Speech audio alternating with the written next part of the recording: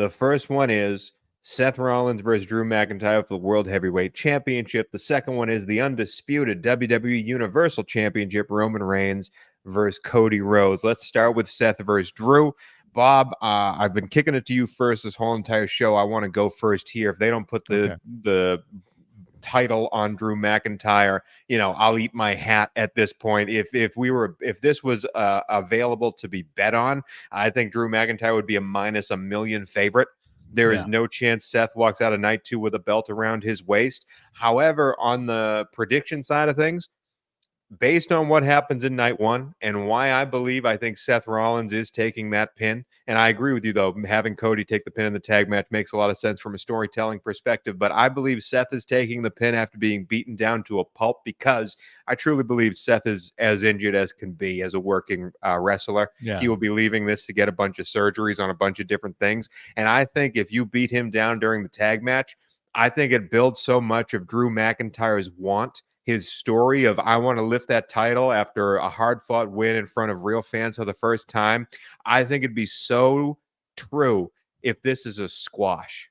If this is an absolute Seth has been ripped apart by The Rock and Roman Reigns. He's coming out with tape all over him. He's limping to the ring. He doesn't have that normal, like cheering the crowd, all this stuff.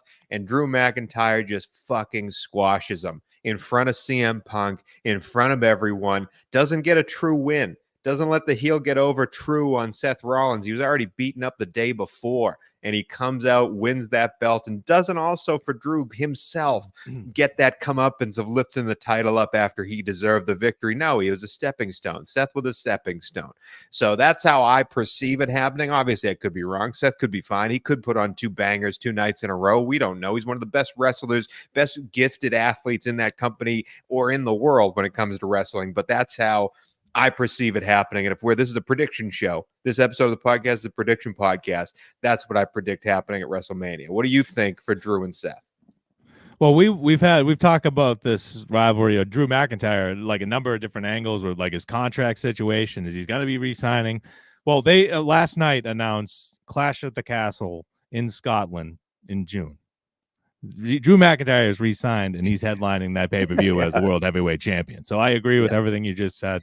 Drew McIntyre has to win this match. They could they could extend the rivalry. They could do some kind of finish, and while Punk is they could, but I think Punk might be back by June. That's 6 months. So that might be where they're going to have McIntyre and Punk headline that one in Scotland, the Clash at the Castle. But I think he'll be there in June and injured by SummerSlam.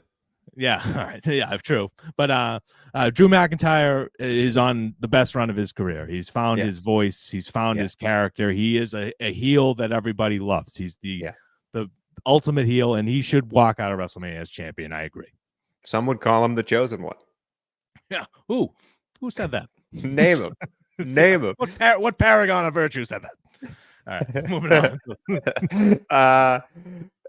One more thing, though. I know he's not physically clear. Before we move on to the main event, this has nothing to do with your prediction nor mine, but do you think CM Punk factors into the decision? Rises up from the commentary desk and does something? Only if Drew McIntyre hits him with a claymore like mid-match. Like if someone runs over while he's on commentary and just decks him. Maybe that's how they squeak out a weird way to have Rollins win. Like Drew McIntyre decks him.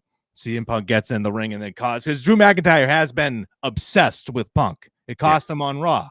Yeah. He did the line that quoted Eminem, like my dearest fan Phil or whatever, and then Rollins hit him with a stomp because he was too focused on Punk. So there is a story there with McIntyre accusing Rollins of being distracted by everything, but McIntyre has 2 shirts with CM Punk on it and is just like obsessed with him. So there is a story, a way to get Punk involved and also cost McIntyre in a good way, like in storyline, and it makes sense and people won't get pissed if they can extend the rivalry.